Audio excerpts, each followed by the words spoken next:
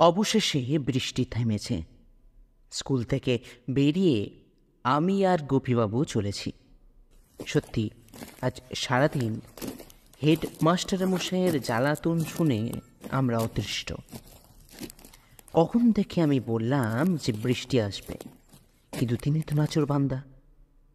তিনি মেঘ দেখেও আমাদের ছাড়লেন না, আর অবশেষে বিপদে পড়লাম আমরা এবং স্কুলের ছাত্ররা। অবশেষে তালগুল ফাঁকা পেতে আমরা বেরিয়ে এলাম স্কুল থেকে। বৃষ্টি এখন অনেকটাই ধরে গেছে। আজ আমরা আমি এবং গোপীবাবু দুজনের মন খুব খুশি। হেডমাস্টারকে আজ বড় জব্দ করা গিয়েছে। রোজ রোজ কেবল চালাকি, সত্যি। এমন সময় ভৈরব চক্রবর্তীর বাড়ির দাওয়ায় দেখি ভৈরব চক্রবর্তী দাঁড়িয়ে। খুব খুশি মনে আমাকে দেখে ডেকে বললেন, কেমন ননি বাবু, বৃষ্টি হলো তো? হ্যাঁ নমস্কার, হ্যাঁ তা তো হলোই। হবে না, আজ 3 দিন থেকে হোম করছি বৃষ্টির জন্য। ওর বাবাকে হতে হবে। অবশ্যই বৃষ্টির পৃথিবীতে কে তা ভালো জানা ছিল না। বললাম, বাবা বলেন কি, হোম করার ফল তাহলে ফলেছে বলতে হয়? গোপীবাবু অর্ধস্ফুট স্বরে বলে বসলেন, লাগে তাক না লাগে তোক। ভৈরব চক্রবর্তী কথাটা শুনতে পেয়ে বললেন, আসুন, দুজনেই আমার বাড়ি আসুন মাস্টার বাবুরা, দেখুন দেখি। গোপীবাবু ও আমি দুজনেই দাওয়ায় গিয়ে বসলাম। মনটা বেশ ভালো। দুঃসহ গরম পর প্রচুর বৃষ্টি হয়ে দিনটা একেবারে ঠান্ডা হয়ে গিয়েছে। আজ 15 দিন দারুণ ঘুমোটে রাত্রে ঘুম হয়নি। গোপীবাবু কেবল বলছিলেন, আজ খুব ভালো ঘুম হবে, কি বলেন? নিশ্চয়ই, তার বলতে। ভৈরব চক্রবর্তী আমাদের নিয়ে গেল ঘরের মধ্যে। সেখানে সত্যিই হোমের আগুনে কুণ্ড, অর্থাৎ এই বালি দিয়ে বিছানা তৈরি, বেলকাঠ, যজ্ঞি ডোবরের ডাল, এই সমস্ত জিনিস। এইসব দেখিয়ে ভৈরব চক্রবর্তী আমাদের বললেন, দেখলেন মাস্টার বাবু, হোম করার ফল আছে কিনা দেখলেন? গোপীবাবু বললেন, আপনি অলৌকিককে বিশ্বাস করেন নাকি? নিশ্চয়ই, নিজের চোখে দেখা অপদেবতাদের কাণ্ড দেখেছি যে কত, ওই পঞ্চমন্ডির আসনে জপ করার সময়। বেশ তো, বলুন না কয়েকটা শুনি। না, সেসব আর বলবো না। থাকবে, কিন্তু আজ 1 বছরের হয়নি এমন একটা অলৌকিক ঘটনা আপনাদের সামনে আমি তুলে ধরব। আর সেটাই বলি, তা একটু চা করতে বলি। এমন সময় আবারও কালো মেঘ করে বৃষ্টি শুরু হলো। অন্ধকার হয়ে এলো চারিদিক। ঝড় উঠল খুব ঠান্ডা হাওয়ায়। ছচ্ছর করে পাখা জাম পড়তে লাগলো চক্রবর্তী বসায়ের বাড়ির সামনের বাগান থেকে। নতুন জলে ব্যাঙ ডাকতে লাগলো চারিদিকে। ভৈরব চক্রবর্তী আমাদের চা দিয়ে তামাক সেজে নিয়ে এলেন। তারপর শুরু করলেন তার গল্প বলতে। আর বছর ভাদ্র মাসের কথা, বুঝলেন, এখনো তো বছরও পেরোয়নি। আমরা এক যজমান বাড়ি থেকে খবর পেলাম তার একটি মেয়ের বড় অসুখ। তা আমাকে তার বাড়িতে গিয়ে বিরজা হোম করতে হবে মেয়েটি সুস্থ কামনার্থে। বিরজা হোমে পূর্ণ আহুতি দিলে শক্ত রোগীও ভালো হয়ে যায়। আমি এমন অনেক সারিয়েছি। আমাকে তারা নৌকা করে বয়ে নিয়ে গেল গোবরডানা স্টেশন থেকে যমুনা নদীর ওপর দিয়ে। কচ পাড়াগা, গড় কতক ব্রাহ্মণ, আর বেশিরভাগই গোয়ালা আর বুনোদের বাস। যমুনার ধারই গ্রাম। গ্রামের মেয়েরা ওই নদীর ঘাটেই স্নান করতে আসেন। গ্রামের নাম কি চক্রবর্তী মশাই? স্বাদ বেড়ে। বেশ, তারপর শুনুন। গ্রামে গিয়ে পৌঁছালাম বিকালে। খুব বন জঙ্গল। গ্রামের মধ্যে একটা ভাঙা শিব মন্দিরও আছে। হয় না সেরকম ওই সেকেলের ছোট ইটের তৈরি মন্দির। তা মন্দিরের মাথায় বট অশ্বত্থ গাছও গজিয়েছে। প্রকাণ্ড একটা শিবলিঙ্গ বসানো আছে মন্দিরের ভেতর। কিন্তু পূজা যে বন্ধ হয়ে গেছে বহুদিন আগে, সেটা মন্দির দেখলেই বোঝা যায়। এই সময় আমাদের জন্য ভৈরব চক্রবর্তীর বড় মেয়ে শৈল চাল ভাজা ও ছোলা ভাজা নিয়ে এলো আমাদের সামনে। আমরা সবাই খাবার খেতে আরম্ভ করে দিলাম। ভৈরব চক্রবর্তীও সে সঙ্গ ধারণ করলেন। এখনও দিব্যি তার দাঁতের জোর। ওই বয়সে এমন চাল ভাজা যে তিনি খেতে পারেন, সত্যি লোকটার এলেম আছে। তিনি খেতে খেতেই বলে চললেন, তা এই শিব মন্দিরটার কথা মনে রাখবেন। এর সঙ্গে আমার গল্পের কিন্তু একটা সম্পর্ক রয়েছে। তারপর আমরা গিয়ে সে বাড়িতে উঠে হাত পা ধুয়ে জল খেয়ে ঠান্ডা হওয়ার পর গৃহস্বামী একটা ঘরে আমায় নিয়ে গেলেন। অসুস্থ মেয়েটি সেই ঘরেই শুয়ে আছে। বয়স 13 কি 14 হবে। নিতান্ত রোগা নয়, বেশ মোটা সোটা ছিল, সেটা দেখলেই ভালো করেই বোঝা যায়। গলায় একরাশ মাদুলি। মেয়েটি চোখ বুজে এক পাশ ফিরে শুয়ে আছে। আমি ঘরের মধ্যে ঢুকতেই একবার সে মাথা তুলে তাকিয়ে আবার পাশ ফিরলে। মেয়েটির গায়ে দারুণ জ্বর, 3-এর কাছাকাছি তো হবেই। চোখের ভেতর একটা ক্লান্ত দৃষ্টি, আর চোখের কোণটাও সামান্য লাল। নাভি দেখলাম বেশ নারী, শক্তই আছে।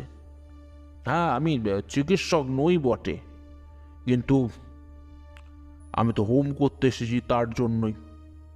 তা গৃহস্বামী বললেন যে মেয়েটিকে আশীর্বাদ করার জন্য আর আমার পায়ের ধুলো মেয়েটির কপালে ঠেকাবার জন্য। তো এই কথা শুনে আমি পায়ের ধুলো তার মাথায় দিতে যাচ্ছি, এমন সময় হঠাৎ গৃহস্বামী আছাড় খেয়ে পড়লেন আমার সামনে। আমি চমকে উঠলাম, হাতটা নড়ে গেল। লোকজন দৌড়ে এলো কি হয়েছে সেটা দেখার জন্য। কিছু তো সেখানে নেই, না আছে একটা কলার খোসা, না আছে অন্য কিছু। কিন্তু প্রশ্ন হলো লোকটি পড়ল কি করে? পায়ের ধুলো দেওয়ার কথা এমন করে চাপা পড়ে গেল। গৃহস্বামীর মাথায় ও মুখে ওর বড় শালা ঠান্ডা জল দিয়ে ভালো করে বাতাস করতে শুরু করলো। অসুস্থ মেয়েটিও ফুঁপিয়ে ফুঁপিয়ে কাঁদতে লাগলো। সে এক হইচই ব্যাপার হয়েছিল। তা এত শত ঘটনা দেখে আমার মনটা বড় খারাপ হয়ে যায়। আমি তান্ত্রিক হোম করি। কিছু কিছু দৈব ঘটনাও আমি বুঝি যে কেন হতে চলেছে। লক্ষণ, প্রতিলক্ষণ, চিহ্ন আর ইঙ্গিত এই নিয়েই দৈব। গোড়াতেই এর লক্ষণ খারাপ যে আমি সেটা বুঝতে পেরেই গেছিলাম। কিন্তু এখন প্রশ্ন হলো, তবে কি হোমে বসবো না? এত শত ভেবে দিনটা কোনো মতে পার করে নি। সন্ধ্যার কিছু পর শিব মন্দিরের সামনের রাস্তায় পায়চারি করছি। বড্ড গরম, ঘরের ভেতরে কোনো হাওয়াই যাচ্ছে না। তাও রাস্তার কাছে এলে কিছুটা হাওয়া বইছে, তাতে শরীরটা একটু শীতল হচ্ছে। হঠাৎ আমার কানে এলো কে যেন বলছে, শুনুন শুনুন। দুবার কানে কথাটা এলো বটে। এদিক ওদিক চাইতেও চোখে পড়ল শিব মন্দিরের দেয়ালের ধারে একটি মেয়ে মানুষ আমাকে দাঁড়িয়ে ডাকছেন। তা বললাম, আমায় কিছু বলছেন নাকি? হ্যাঁ, ও খোকির জন্য বিরজাম করবেন না, ও বাঁচবে না। কে আপনি? আমি যেই হই, যদি ভালো চান বিরজা হোম করবেন না। আমি বিস্মিত হলাম। নির্জন, অন্ধকার, ভাঙা মন্দির, সেখানে এমন মেয়ে মানুষ আসবে কোথা থেকে? নির্জন আশ্চর্য কথাই বা হলো কেন? এই নির্জনে এই রকম আশ্চর্য কথাই বা সে বলবে কেন? আমার খানিকটা রাগও হলো। আমার ইচ্ছার ওপর বাধা দেয় এমন লোক কে আছে জগতে? মানুষ তো দূরের কথা, অপদেবতাকেও কখনো আমি গ্রাহ্য করি না। মায়ের আশীর্বাদে সবই সম্ভব হয়। এই ভৈরব চক্রবর্তীকে ভয় দেখানো অত সোজা কথা নয়। তা আমার এই অদ্ভুত দর্শনের কথা বাড়ি ফিরে কাউকে বললাম না। রাত্রে বসে হোমের জিনিসপত্র ফর্দ করে দিলাম। তারপর রাত্রে 8টা বাজলো, গৃহস্বামী আমাকে রান্না বান্না করতে বললেন। এইবার আমার গল্পের আসল অংশে আসব। তার আগে ওদের বাড়ির সম্বন্ধে কিছুটা তথ্য তোমাদের দিয়ে রাখি। এই বলে ভৈরব চক্রবর্তী হাতে থাকা গড়গড়ায় দুটো টান দিয়ে বললেন, তা বাড়িটা খুব পুরাতন কোঠা বাড়ি। কোনো ছিঁড়ি ছাদ কিচ্ছু নেই, কিন্তু দোতলা বাড়ি। পল্লীগ্রামে সেই সময় ওরকম দোতলা বাড়ি থাকা খুব একটা সচরাচর ব্যাপার নয় হে। যমুনা নদীর ধারে ঠিক নয় বাড়িটা, একটু সামান্য দূরে বটে। মধ্যে কেবল একখানা মাত্র বাড়ি। ওই বাড়ির ছাদ আর এ বাড়ির ছাদের মধ্যে 10-12 ফুট চওড়া এক ফালি জমির ব্যবধান। ছাদের ওপর একমাত্র ঘর, আর সেই ঘরে আমার বিছানা পাতা হয়েছে। পাশে খোলা ছাদে তোলা উনুনে রান্নার ব্যবস্থাও করা হয়েছে। সোনা মুগের ডাল, আতপ চাল, বড়ি, আলু আর ঘি। আমি একাই রাঁধছি, আর রান্নার সময় কেউ এসে আমাকে জ্বালাক আমি সেটাও পছন্দ করি না। তা রান্না শুরুর আগে 1 কাপ চা করে নিলাম। পরের তরি চা খেয়ে তৃপ্তি হয় না, বুঝলে? রান্না করতে অনেকটা সময় চলে গেল, বেশ খানিকটা রাতও হয়ে গেল। রাত সম্পূর্ণ অন্ধকার। একটু জিরিয়ে তামাক খেয়ে ভাত বেড়ে নিলাম হাঁড়ি থেকে আঙট কলার পাতে। তারপর খেতে বসলাম। খেতে বসবার সঙ্গে সঙ্গে মনে হলো, এ ছাদে আমি কিন্তু একলা মানুষ নই। এদিক ওদিক চাইলাম, কেউ কোথাও নেই। রাত অনেক হয়েছে, বাড়ির লোকেরাও নিচের তলায় খেয়ে দিয়ে শুয়ে পড়েছেন। গ্রাম নিশুতিও হয়ে গেছে। কেবল যমুনা নদীতে জেলেদের আলোয় মাছ ধরা ঠুকঠাক শব্দ একটু অল্প বিস্তর পাওয়া যাচ্ছে। হঠাৎ খেতে খেতে মুখ তুলে চাইলাম, আমার সামনের ছাদের ধারে ওটা কি গাছ? কালো মতো, লম্বা তাল গাছের মতো। এতক্ষণ কেন চোখে পড়েনি? রান্না বান্না করেছি, ছিল নিশ্চয়ই, নত এখন দেখছি কি করে? কি গাছ ওটা সত্যি? যখন চা খেলাম তখন তো দুটো বাড়ির মধ্যেকার রাস্তাটা দিয়ে একখানা গরুর গাড়ির ক্যাঁচকার শব্দে আমাকে এদিকে তাকাতে বাধ্য করেছিল। তখন কই, অত বড় তাল গাছ তো না, দেখিনি। কিন্তু তাল গাছটা এমন ভাবে, ও কি রকম তাল গাছ? ও কি, ও কি? আমি ততক্ষণ বিভীষিকা দেখে ভাত ফেলে লাফিয়ে উঠে পড়িনি। এই যে তাল গাছ নয়, এখনো ভাবলে এই দেখুন গায়ে কাঁটা দিয়ে ওঠে। যদিও আমার নাম ভৈরব চক্রবর্তী, তান্ত্রিক। পেছনে ছাদের কার্নিশের ওপর দিয়ে দাঁড়িয়ে এক বিরাটাকায় অসুর কিংবা দৌত্যর মতন মূর্তি। তার তত বড় হাত পা সেই মাপে, মাথায় একটা ঢাকাই জ্বালার মতন বস্ত বড়, চোখ দুটো আগুনের ভাটার মতন রাঙা, আগুন যেন ঠিকরে বেরোচ্ছে। আমার দিকেই তাকিয়ে আছে অসুরটা, যেন আমাকে জ্বালিয়ে ভস্ম করে দিতে চায়। বিরাট সে মূর্তি, তাল গাছের মতোই লম্বা, অনেক উঁচুতে তার মাথাটা, নিচু চোখে সেটা আমার দিকে চেয়ে রয়েছে ক্রমাগত।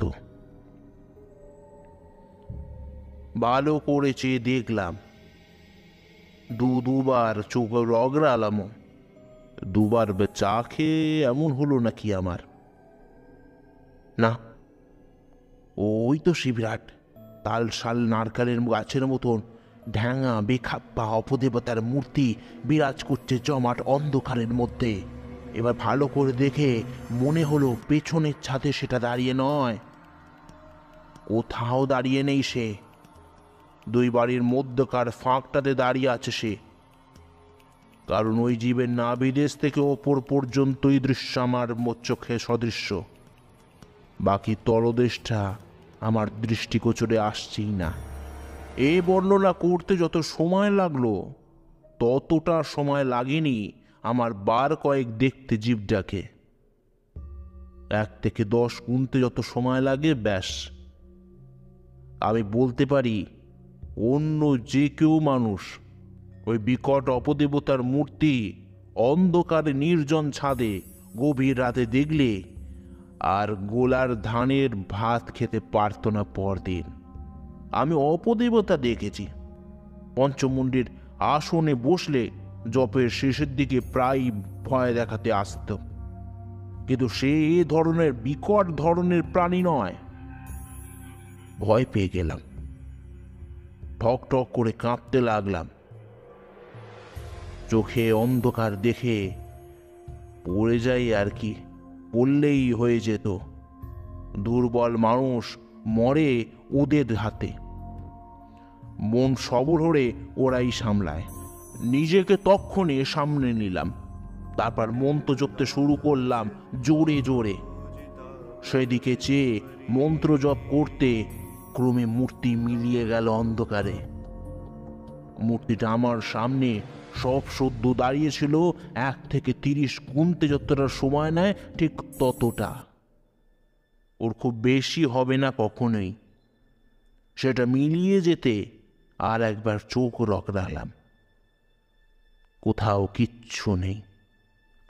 বিশ্বাস করুন, সঙ্গে সঙ্গেই নিচের তলা থেকে কান্নাকাটি শুরু হয়ে গেল। রোগী মেয়েটি মারা গিয়েছে। আমি অবাক হয়ে জিজ্ঞাসা করলাম, তখনই? একদম ঠিক ওই সময়। এ ব্যাপারে কোনো ব্যাখ্যা দিতে আমি একেবারেই রাজি নই। যা ঘটেছিল অবিকল তাই নিবেদন করলাম আপনাদের সামনে। বিশ্বাস করুন বা না করুন।